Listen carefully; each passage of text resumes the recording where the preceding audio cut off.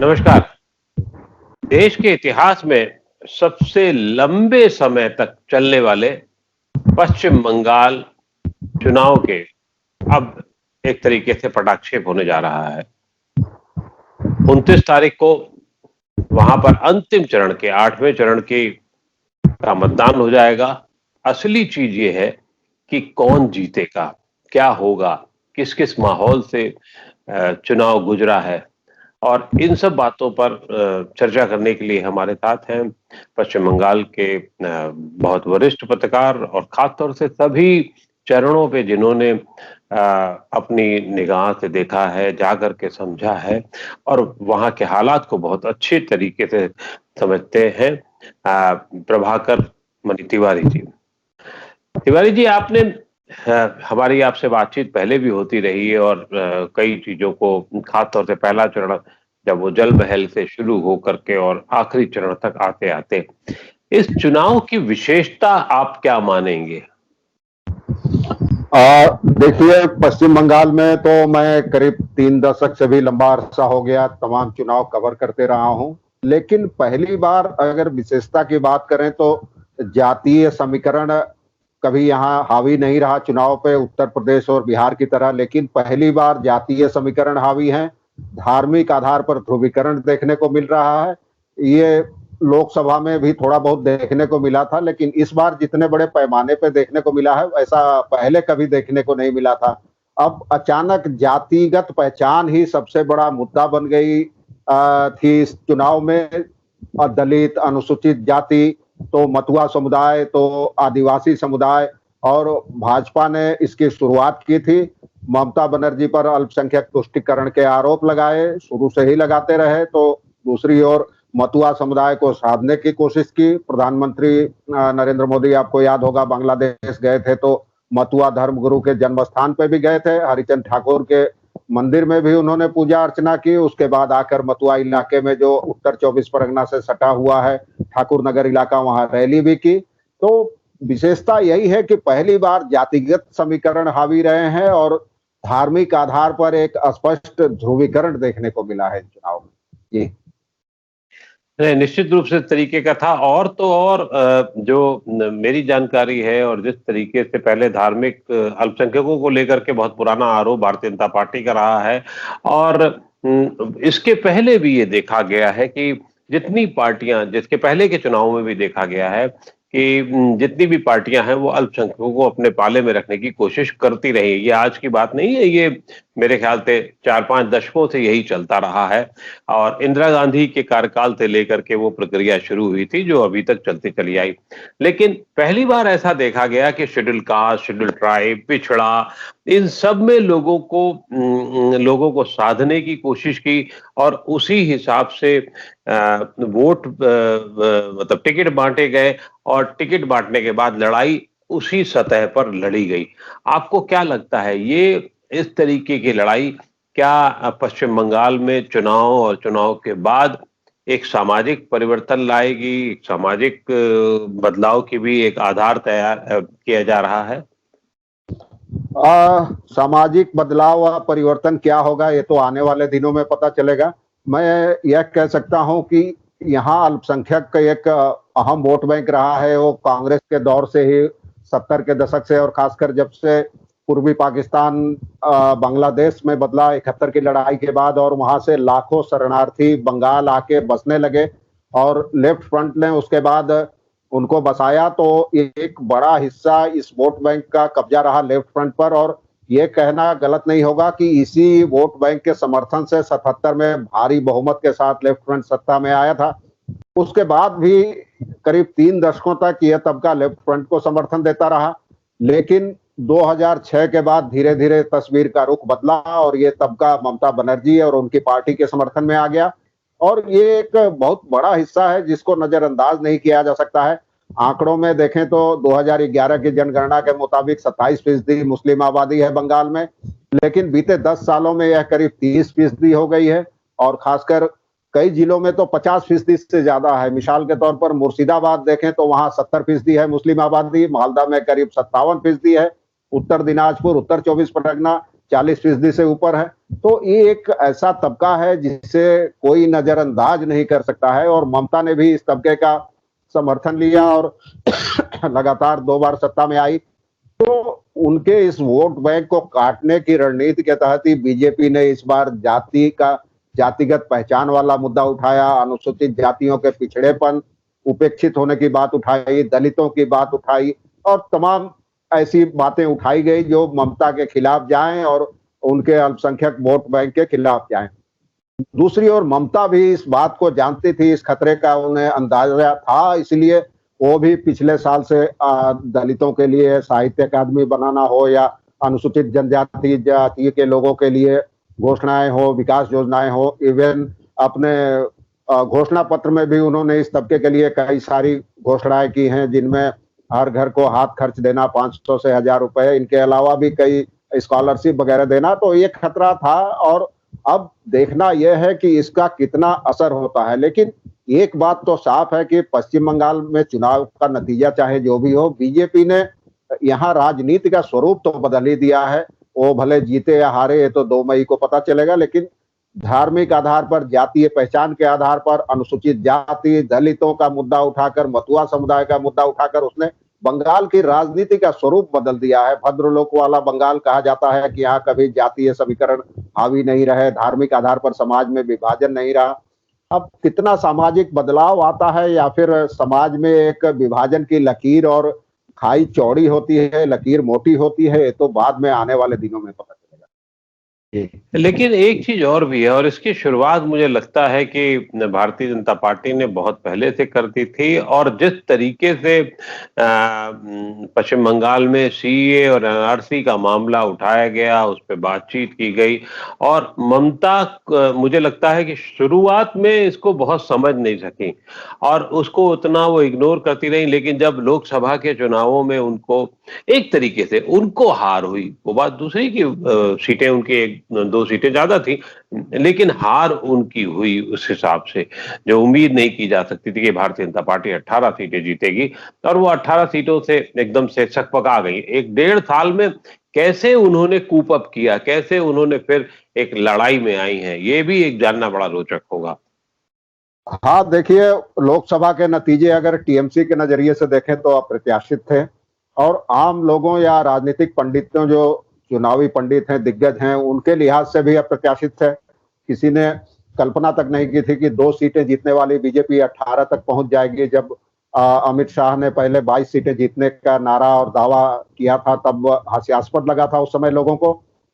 लेकिन यहाँ इसके लिए कुछ साल पहले से जो आरएसएस की गतिविधियां हैं, उन पर ध्यान देना जरूरी है। और ये भी दिलचस्प होगा जानना कि बीजेपी को जिन इलाकों में सफलता मिली, वहां आदिवासी, दलित, अनुसूचित जाति, अनुसूचित जनजाति तबके की आबादी ही निर्णायक है। जैसे झारखंड से सटे इलाकों को देखें तो वहां आदिवासी निर्णायक है। उत्तर बंगाल में वो पार्टी को भी कामयाबी मिली, 8 में से 7 सीटें मिली, तो वहां कोच राजवंशी हैं। फिर चाय बागान मजदूर आदिवासी वोटर हैं, वो निर्णायक हैं। तो ऐसे इलाकों में आरएसएस बहुत पहले से बहुत जमीनी स्तर पर काम कर रहा था। सरस्वती विद्या मंदिर और स्कूलों की स्थापना और मुफ्त शिक्षा और ट्रेनिंग, तो ये तमाम चीजें जो चल रही थी, इसका फायदा बीजेपी को मिला। और ये एक संदेश देने में आरएसएस और बीजेपी कामयाब रही इस तबके में कि ममता बनर्जी तो केवल अल्पसंख्यकों के हितों की बात करती है और तुम लोगों के लिए आज तक कुछ नहीं हुआ। तो अब बीजेपी ही अकेली ऐसी पार्टी है जो तुम्हारी चिंता करती है और सत्ता में आए तो तुम्हारे हित में काम करेगी। प्रधानमंत्री नरेंद्र मोदी प्रमुख चेहरा थे उन चुनाव में, और विधानसभा चुनाव में नरेंद्र मोदी ही चेहरा है। मुख्यमंत्री पद का कोई चेहरा अभी सामने नहीं है, हालांकि दावेदार आधा दर्जन है, लेकिन प्रधानमंत्री नरेंद्र मोदी के नाम पर ही पार्टी ने यह चुनाव भी लड़ा है। तो एक संदेश तो कहीं ना कहीं बीजेपी इन तबकों में देने में कामयाब रही ही है, लोकसभा के लिहाज से देखें तो। लेकिन अब 2 चीजें हैं। लोकसभा में कहा जाता है कि लोकसभा में मुद्दे अलग होते हैं, विधानसभा के मुद्दे अलग होते हैं, और हमने देखा भी है कई लोग काफी अच्छे खासे वोटरों की तादाद है जो लोकसभा में तो एक पार्टी को वोट देती है और विधानसभा में दूसरी पार्टी को। हाँ, अगर ये दोनों चुनाव एक साथ हो तो किसी एक पार्टी को जीत की संभावना बढ़ जाती है, लेकिन क्योंकि 2 साल के अंतर पे चुनाव हो रहे हैं तो 6 से 8% तो वोटों में फासला हो सकता है। अब तक का जो मेरा अनुभव रहा है पहले भी लोगों ने लोकसभा में किसी और पार्टी को दिया, कांग्रेस को दिया, और यहाँ विधानसभा में दूसरे को दिया। लेफ्ट के दौर में भी ममता बनर्जी को 19 सीटें मिलती रही है, और जबकि कांग्रेस को सीटें मिली है, लेफ्ट को सीटें मिली है। तो ये समीकरण विधानसभा और लोकसभा चुनाव का अलग है। अब ये दिलचस्प होगा कि बीजेपी अपने उस असर को, लोकसभा चुनाव के असर को, ताकत को कितना बरकरार रख पाती है, ये तो नतीजों से पता चलेगा। देखिए, पहले चरण में अगर आप देखें तो जल महल का एरिया का जो चुनाव था, वहां पर लोकसभा में चुनाव में जो वामपंथी कहिए या उन्हें कहिए माओवादी नेता जिनको थे, उनको भी भारतीय जनता पार्टी ने साथ रखा था। लेकिन अब बाद में ममता बनर्जी ने उनके ग्रुप के नेताओं को पकड़ा और उनको अपनी तरफ करने की कोशिश की।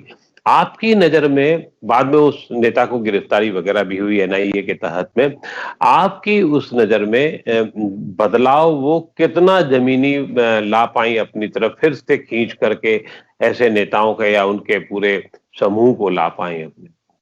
देखिए, जंगल महल में सबसे बड़ा झटका तो दिसंबर में उस समय लगा जब शुभेंदु अधिकारी बीजेपी के खेमे में शामिल हो गए। क्योंकि शुभेंदु अधिकारी और अधिकारी परिवार, आप जानते हैं, उनके पिताजी भी सांसद हैं, भाई भी सांसद हैं, एक भाई नगर पालिका अध्यक्ष है पूर्व मेदिनीपुर में। काफी रसूखदार परिवार है अधिकारी परिवार। और आसपास के जो जिले हैं, पुरुलिया या पश्चिम मेदिनीपुर, उन इलाकों में भी कम से कम 35-40 सीटों पे खासा रसूख है उनका। लेकिन देखने वाली बात अब ये होगी कि क्या उनका रसूख तृणमूल कांग्रेस और ममता बनर्जी की ताकत के साथ मिलकर वो अजेय था, या फिर अकेले भी उनमें उतनी ही ताकत है। हालांकि बीजेपी को तो यही उम्मीद है, इसलिए उनको तोड़ के और अपने खेमे में किया उसने। उनके पिताजी भी शामिल हो गए अमित शाह की रैली में, और भाई भी शामिल हो गए हैं। तो ये देखना दिलचस्प होगा, क्योंकि अकेले एक बार 2006 में शुभेंदु अधिकारी चुनाव हार भी चुके हैं एक दूसरी सीट से। तो अब ये देखना होगा ममता के साथ मिलके वो अजेय थे या अकेले भी उनकी ताकत है। और उसमें बीजेपी की किस्मत काफी कुछ निर्भर करती है।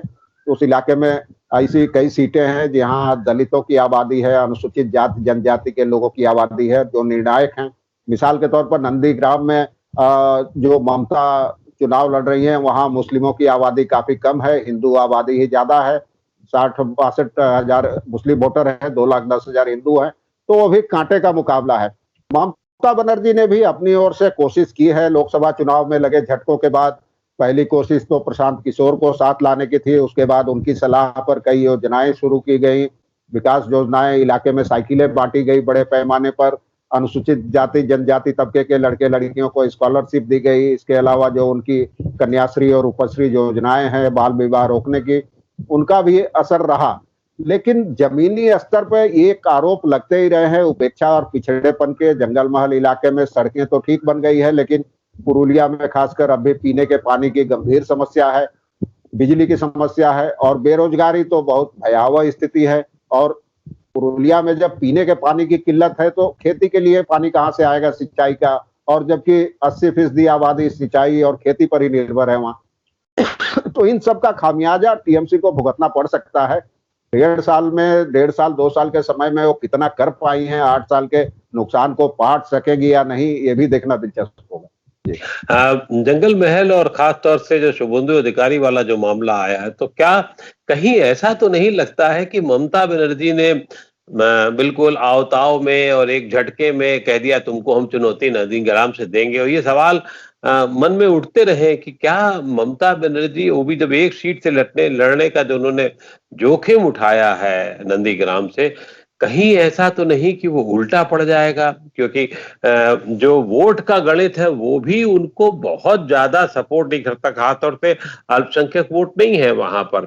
तो ऐसी स्थिति में आपको क्या लगता है, क्योंकि आप नंदीग्राम कई बार गए हैं, कई दिनों तक रहे हैं और वहां आपने देखा भी है, तो नंदीग्राम की जो जमीन है वो क्या बयां कर रही है?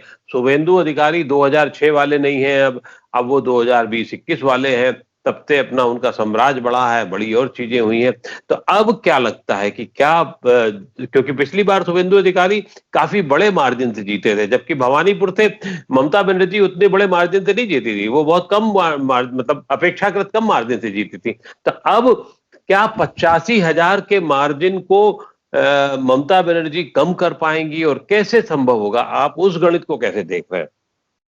जी, ममता की राजनीति तो हम लोग जानते ही हैं कि वो एक बार उन्होंने जो कह दिया और बहुत औचक फैसले लेने के लिए वो जानी जाती हैं, और जो मन में आया आप एक तरह से झक्की नेता भी कह सकते हैं, मान सकते हैं उनको।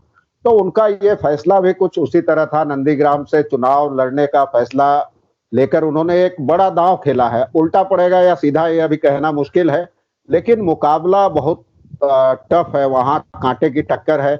ये जरूर है कि अगर ममता की जगह वहां कोई और उम्मीदवार होता तो उसकी हम लोग अभी कह सकते थे, पहले दिन से कह सकते थे कि एकदम शुभेंदु जीत जाएंगे। लेकिन आज की तारीख में ये कहना मुश्किल है कि कौन जीतेगा, और जीत हार का अंतर भी बहुत मार्जिनल होगा, 10 से 15,000 या 20,000 वोटों से ज्यादा अंतर नहीं होगा। क्योंकि मैंने वहां दूर दूर के इलाकों में, गांव में भी गया, कुछ इलाकों में भाजपा बहुत मजबूत है, ममता पर पिछड़ेपन, विकास नहीं करने, बेरोजगारी जैसे आरोप लग रहे हैं। तो इसका ममता एक ये संदेश भी देने में कामयाब रही है कि भाई विकास नहीं हुआ है तो इसके लिए सिर्फ राज्य सरकार जिम्मेदार नहीं है, क्योंकि शुभेंदु यहाँ के विधायक थे तो विकास की जिम्मेदारी उनकी भी बनती थी। तो अगर दोष है तो उनका भी उतना ही दोष है जितना राज्य सरकार का दोष है। दूसरी चीज जो मैंने देखी कि अल्पसंख्यक तो एकजुट है ममता के पक्ष में, लेकिन हिंदू बहुल जो इलाके हैं, बीजेपी या शुभेंदु अधिकारी के गढ़ हैं, वहां खासकर महिलाओं में ममता के प्रति जबरदस्त समर्थन था। और महिलाओं में ममता की जो योजनाएं हैं, जैसा मैंने पहले कहा, कन्याश्री, रूपश्री और साइकिल वाली योजना और बाकी योजनाएं, उनका काफी असर है। उनका कहना है कि ममता बनर्जी की इन योजनाओं की वजह से हमारा जीवन कुछ आसान हो गया है। अम्फान के समय बीते 1 साल से मुफ्त राशन मिल रहा है और महिलाएं सुरक्षित हैं। इस इलाके में महिलाओं पर अत्याचार या सेक्सुअल हरासमेंट बाकी वैसी कोई चीज नहीं है। तो मैंने देखा कि पुरुष भले बीजेपी के सपोर्टर हो, लेकिन उन हिंदू घरों की महिलाएं और उनका एक बड़ा तबका ममता बनर्जी के समर्थन में बात कर रही है, ऑन द रिकॉर्ड कह रही है कि नहीं, हम तो ममता को ही वोट देंगे, घर वाले हमारे जो करें। तो ये एक दिलचस्प है। आपकी इस गणित के हिसाब से तो ममता भारी होती हुई नजर आ रही है। अगर एक आधा वर्ग जो है, एक का वो ममता के साथ में है, प्लस अल्पसंख्यकों का एक ग्रुप ममता के साथ में है, तब तो कोई बहुत बड़ी बाधा नहीं आनी चाहिए ममता के सामने। हाँ, वहाँ 2-3 चीजें हैं जिनसे तय होगा हार जीत। एक तो लेफ्ट के उम्मीदवार की, कहीं लेफ्ट की उम्मीदवारी की चर्चा नहीं हो रही है, लेकिन जो मीनाक्षी वहाँ मुखर्जी लेफ्ट की उम्मीदवार थी, वो ओजस्वी भाषण देने की कला काफी ओजस्वी थी। और मुझे लगता है नंदीग्राम तो एक दौर में लेफ्ट का गढ़ रहा है, लक्ष्मण सेठ थे, उनकी वजह से 2006 तक वहां लेफ्ट का गढ़ था। तो मीनाक्षी का मैंने देखा कि भीड़ जुट रही है उनकी रैलियों में, रोड शो में, और असर हो रहा है। तो मुझे लगता है अगर वो वोट काटेंगी, जितना भी वोट काटेंगी उतना बीजेपी को नुकसान होगा। ये बात ममता के पक्ष में जाएगी, क्योंकि लोकसभा चुनाव में हमने देखा कि लेफ्ट के पूरे वोट बीजेपी के खेमे में आ गए थे। तो अगर कुछ वोट 10-20 हजार वोट भी काटती है तो 2.5-3 लाख वोटरों में अगर 10% वोट भी काटती है तो एक बड़ी चीज होगी, और ममता के पक्ष में एक जाएगा ये चीज। दूसरी चीज जो जाएगी वो अल्पसंख्यक एकजुट है। तीसरी बात जो है कि अल्पसंख्यक तो एकजुट है, लेकिन उनके मुकाबले हिंदू पूरी तरह एकजुट होकर बीजेपी के खेमे में नहीं है। ये 2-3 चीजें हैं जिनकी वजह से अभी मुझे वहां ममता का पलड़ा भारी नजर आ रहा है शुभेंदु के मुकाबले। भारतीय जनता पार्टी में इस बार ये देखा गया है कि ये पूरा चुनाव, ठीक है, स्थानीय स्तर पर आप शुभेंदु अधिकारी, दिलीप घोष और बहुत सारे नाम ले सकते हैं जो अपने आप को मुख्यमंत्री की दौड़ में भी बताते रहे होंगे। आप कह ही चुके हैं कि आधा दर्जन ऐसे लोग हैं। लेकिन क्या ये नहीं लगता कि ये चुनाव पूरी तरीके से तमाम रिस्क लेते हुए अमित शाह लड़ रहे हैं, उनके निर्देशन में पूरा काम चल रहा है, पूरी चीजें हैं, जीत हार और जो गणित है और जिस तरीके से दावेदारी है, जिस तरीके से वो 200 पार की बात करते रहे हैं, वो पूरा खेल करने की रणनीति अमित शाह की है। हाँ, इसमें तो कोई शक नहीं है। आपको याद होगा जब बिहार चुनाव के अभी नतीजों का ऐलान भी नहीं हुआ था तो अमित शाह का बंगाल दौरा शुरू हो गया था। उन्होंने पुरुलिया में रैली और रोड शो किया था पिछले साल ही, नवंबर में ही। तो वो तो लगे हुए हैं।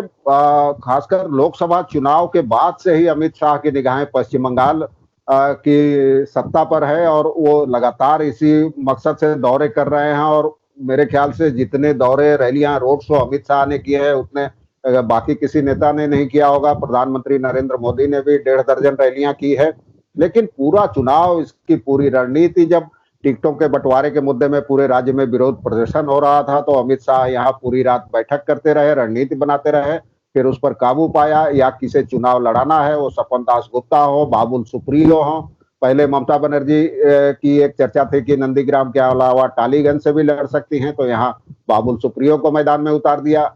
इसी तरह जगह जगह वो रणनीति बनाते रहे और साथ साथ एनआरसी और सीएए का मुद्दा भी उछालते रहे। मतुआ समुदाय को कहा कि जीतते ही पहली बैठक में सबको नागरिकता दे दी जाएगी। तो इसमें कोई शक नहीं है कि ये पूरा चुनाव अमित शाह की देखरेख, उनकी रणनीति, उनकी निगाहों के नीचे लड़ा गया है। बीजेपी ने उनकी निगाहों पे, उनकी रणनीति पे चल के ही पूरा चुनाव लड़ा। अगर जीतते हैं तो सारा श्रेय अमित शाह को जाएगा, अगर हारते हैं तो इसका भी दोष अमित शाह के माथे पर ही जाएगा।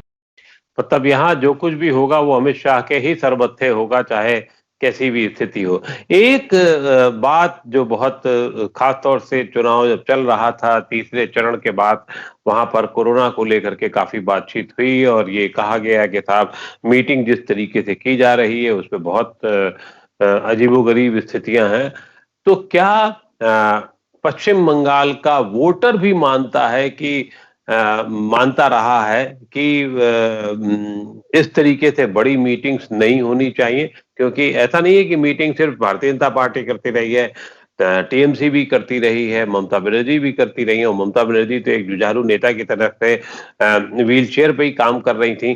तो ये व्हील चेयर पे दो सवाल है। एक, व्हील चेयर पे काम करना क्या एक रणनीति का हिस्सा था, नंबर एक? और नंबर दो ये कि जो रणनीति थी, जो लोग मान रहे थे वोट को लेकर के कि क्या कोरोना काल में इस तरीके की रैली होनी चाहिए, नहीं होनी चाहिए, इस पे क्या दो चीजें हैं, दोनों को जरा साफ होगा तो अच्छा रहेगा। जी, मुझे लगता है ममता बनर्जी का व्हील चेयर पर प्रचार करना उनकी एक रणनीति का हिस्सा था, सहानुभूति बटोरने का हिस्सा था। हमला हुआ या नहीं हुआ ये अलग मुद्दा है, चूंकि मौके पर मैं मौजूद नहीं था, मौके का कोई वीडियो भी नहीं है। लेकिन चोट तो उनको लगी, इसमें कोई शक नहीं है। लेकिन मुझे नहीं लगता इतनी गंभीर चोट थी कि उनके लिए उनको करीब 2 महीने तक पांव पे प्लास्टर चढ़ा के व्हील चेयर पे रहना पड़े। तो ये एक उनकी रणनीति का हिस्सा हो सकता है। दूसरी चीज, और एक जो चौथे चरण में 10 अप्रैल को केंद्रीय बलों की फायरिंग में 4 लोग मारे गए थे, हिंसा में 1 आदमी मारा गया था कूच बिहार जिले में, उसको भी ममता ने अपने तरीके से भुनाया। उनका कहना था कि केंद्र सरकार, चुनाव आयोग राज्य सरकार पर हिंसा और टीएमसी पर हिंसा के आरोप लगाता रहा है, लेकिन यहाँ तो हिंसा उन्हीं लोगों के हाथों हो रही है जिनके ऊपर हिंसा रोकने की जिम्मेदारी थी। तो इसको ममता ने उसके बाद लगातार अपनी हर रैली में भुनाया है।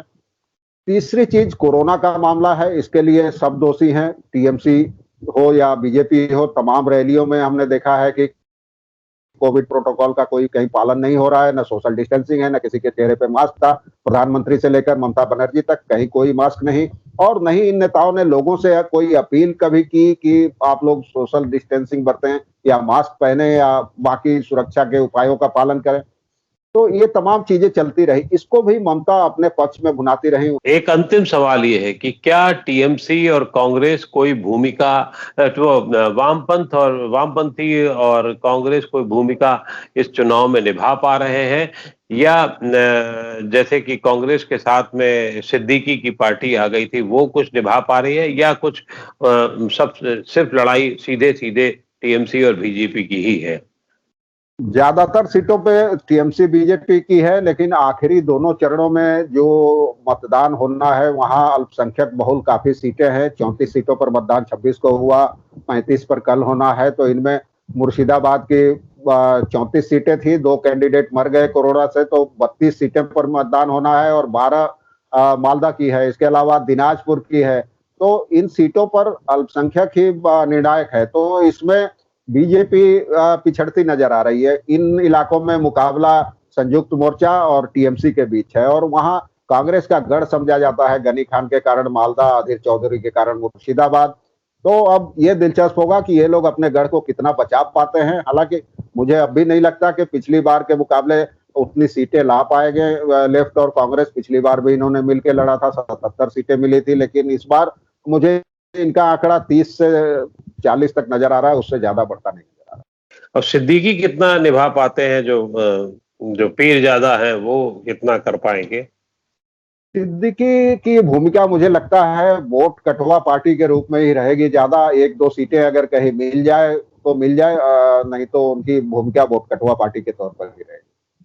चलिए, बाकी अब 2 तारीख को देखते हैं कि क्या होने जा रहा है। कल का तो एक औपचारिक सा चरण है। बहुत बहुत आभार आपका कि आपने हमें इतना समय दिया। शुक्रिया। जी धन्यवाद।